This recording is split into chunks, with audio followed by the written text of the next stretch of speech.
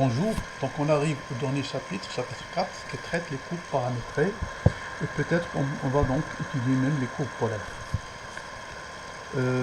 Dans toute la suite, R2 donc, sera muni d'un repère orthonormé, OIG. I c'est un intervalle non réduit à un singleton. Et I bar, bien sûr, l'adhérence de I, c'est-à-dire l'intervalle I qui contient ses extrémités. On va donc survoler tout d'abord les fonctions à valeur dans R2. Donc, on dit que f est une fonction vectorielle. On dit que f est une fonction vectorielle à valeur dans R2 si f est défini comme suit, c'est-à-dire f va de I vers R2 qui a t associé x de t, y de t. Bien sûr, x de t et y de t sont des fonctions scalaires, c'est-à-dire qu'ils vont de I vers R. Et ça s'appelle les fonctions composantes de f. Bien.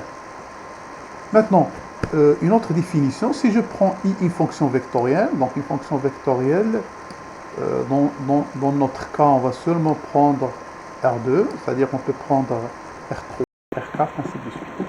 Et je prends T0 qui est dans l'intérieur, pardon, qui est dans l'adhérence de I, et L, un point X0, Y0 dans R2. On dit que F admet une limite L en T0, c'est et seulement si X admet X0 a pour limite X0 en T0 et Y a pour limite Y0 en T0. Voilà. C'est-à-dire composante par composante. Bien sûr, cette limite, c'est-à-dire la limite de F quand t tend vers 0, on la note c'est L.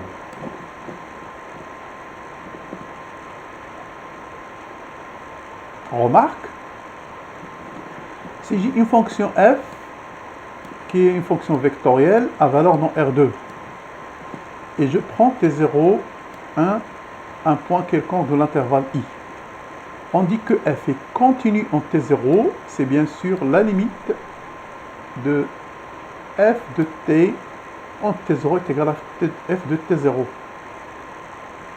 Et on dit que f est continu sur I s'il est continu en tout point de I. Voilà. Donc ça c'est la même chose, sauf que on a donc l'intervalle d'arrivée, ça contient donc des couples, pas des points simples. Exemple.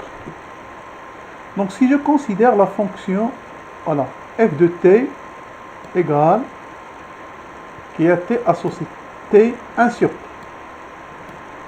C'est-à-dire la première composante, x de t, ça va être égal à t, et la deuxième composante, y de t, ça va être égal à 1 sur t. Et on veut chercher la limite au point 0. Donc, si je calcule la limite de x de t, la première composante en 0, en t, ça va donner 0.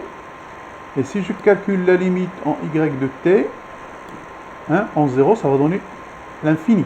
C'est-à-dire que la composante y diverge en 0.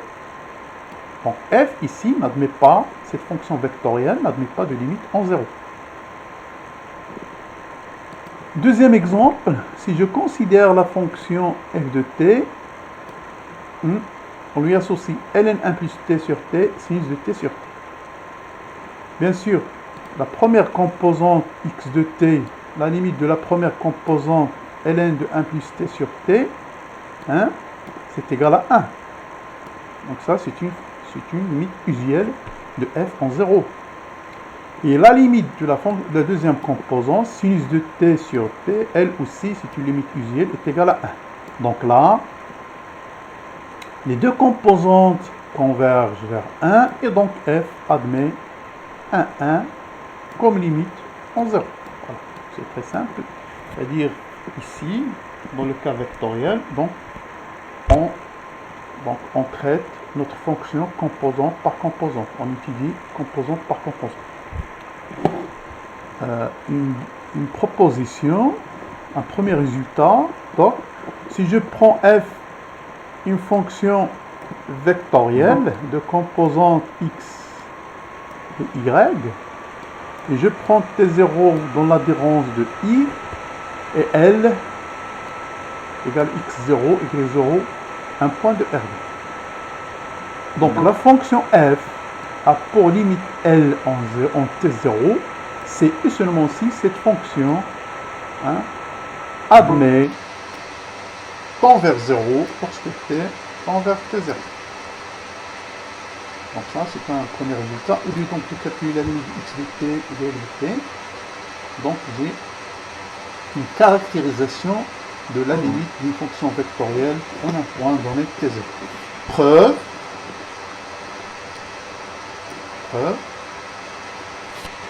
Je vais supposer tout d'abord que f admet une limite L en t0. Donc par définition, ça veut dire que la limite de x de t moins x0 égale à 0 et la limite de y de t moins y0 égale à 0. Donc ça, c'est par définition de la limite d'une fonction vectorielle dans R.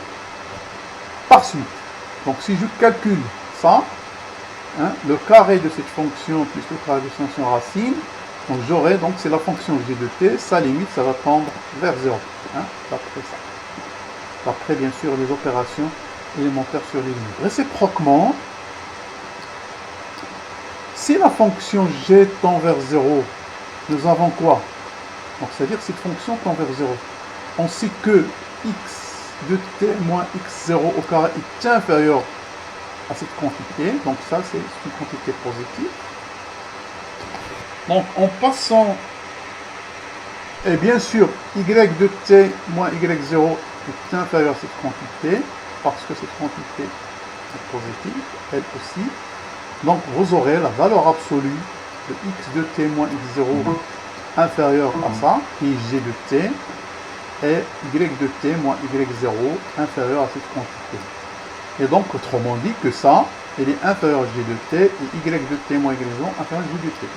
On sait que la limite de g de t est égale à 0, donc cette limite et cette limite sont égales à 0, et par suite, par définition, f sera donc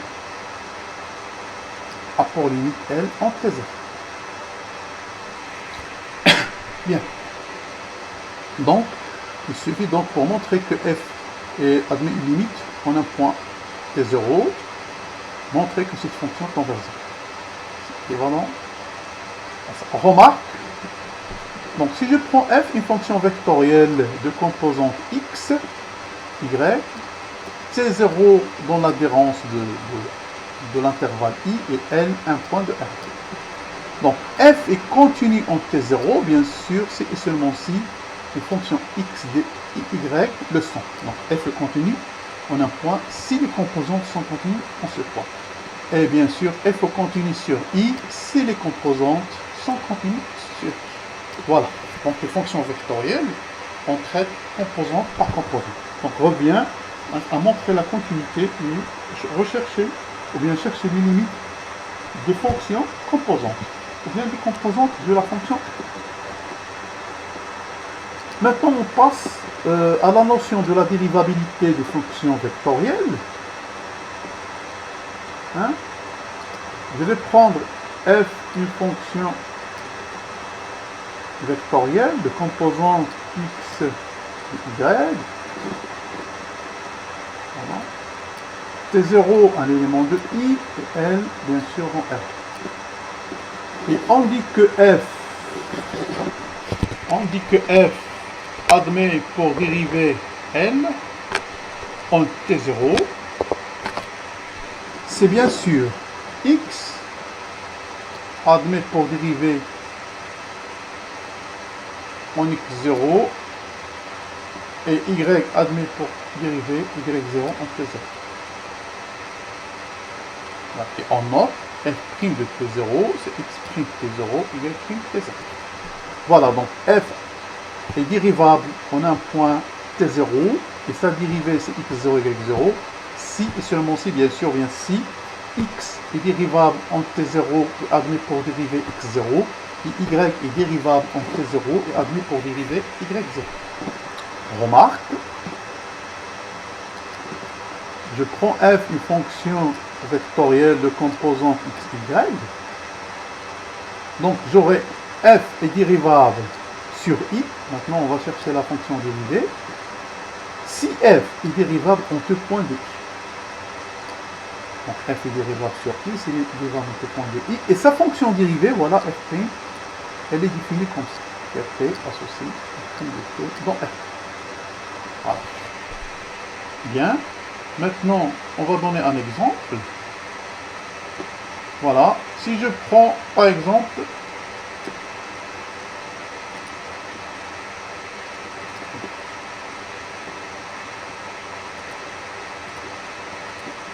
je prends la fonction f de t est égale cos de t sinus de t.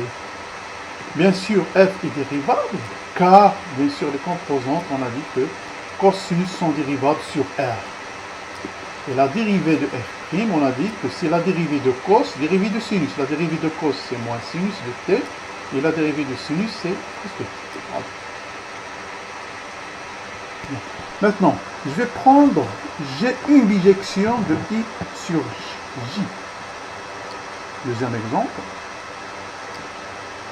Et je vais considérer la fonction vectorielle f à valeur d'un R2 définie comme ça. C'est-à-dire f de t, c'est j, c'est une bijection de i vers g et t. Et on va déterminer l'allure de cet ensemble. Ah, c'est l'ensemble des points f de t, tel que t parcourt i. Voilà, donc ça, f de AF, c'est l'ensemble des points f de t, tel que t appartient à f. Donc je vais poser x, c'est g de t, donc la première composante, et y, c'est t. Hein, on a dit que, voilà, on a dit que f de t, elle est définie comme ça, g de t, t. Ça veut dire x de t, ça sera g de t, et y, ça sera t.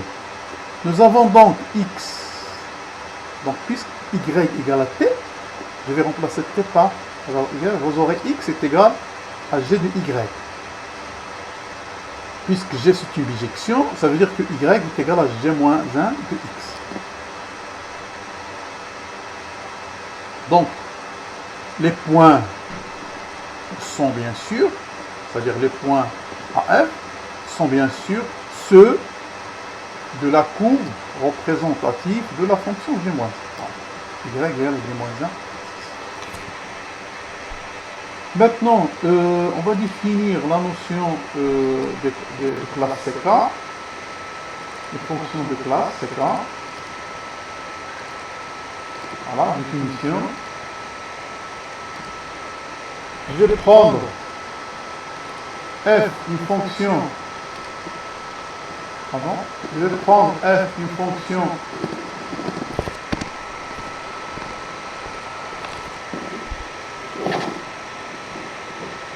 Pardon.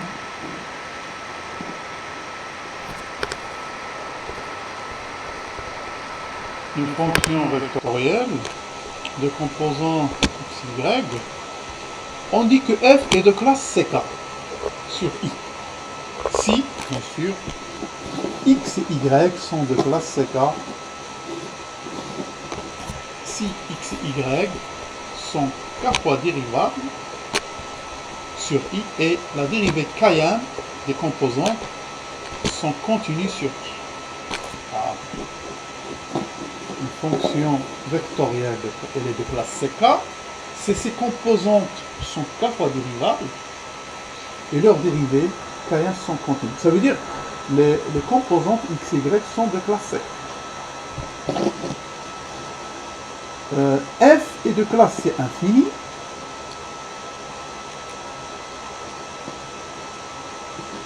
Sur l'intervalle I, c'est pour tout cas F est de classe CK. C'est une définition qu'on a utilisée dans le cas des fonctions à valeur réelle. Et donc là, f de classe θ, ça veut dire que x, y sont de classe θ. Quel que soit k, x, y sont de classe θ. Donc le résultat suivant présente, ou bien dans une caractérisation, des fonctions, une caractérisation de la dérivée d'une fonction à valeur dans Rd, en termes de taux d'accroissement. Résultat. Je prends f, une fonction vectorielle de composant x, y, et t0, un point de l'intervalle x. Donc les deux assertions suivantes sont équivalentes, c'est-à-dire f est dérivable en t0, si et seulement si la fonction suivante, qu'est-ce qu'elle a? Donc elle admet u limite lorsque t tend vers t0 et est égal à f2. Cette caractérisation, on a déjà vu dans le cas scalaire, c'est-à-dire une fonction à valeur dans R, elle est toujours, donc ça reste valable dans le cas vectoriel. On va montrer ça. Donc tout d'abord, je vais remarquer que les composants de la fonction taux, cette fonction taux, sont donnés par donc x de t égale à ça, et y taux, pardon, est égal à ça. Donc f de t moins f de t0, si je donc f de t ça représente xt y de t moins xt0 y t0, et donc je fais la différence entre les couple, ça va donner les deux, donc les deux fonctions x taux y taux. Bien, maintenant les composantes, donc x taux y taux, c'est des composantes de la, on a dit, de la fonction taux, cette fonction. Donc les composantes x, y de la fonction sont dérivables au point t0, si et seulement si les composantes x taux, y taux, donc ces composantes-là sont dérivables, si et seulement si x taux admet des limites en t0. Donc ça c'est, donc on a revenu au cas scalaire, donc x taux dérivable, x est dérivable si x taux admet une limite finie en t0. Y dérivable si y taux admet une limite. Et ceci donc est équivalent à dire que donc, taux admet une limite L en T0. Donc si les composantes x taux, y taux admettent des limites, ça veut dire que la fonction taux admet une limite. Et donc, de plus, vous aurez donc cette limite, c'est exactement x' de T0 et y' de T0. Voilà. Donc, ceci achève cette première partie de ce cours. Donc,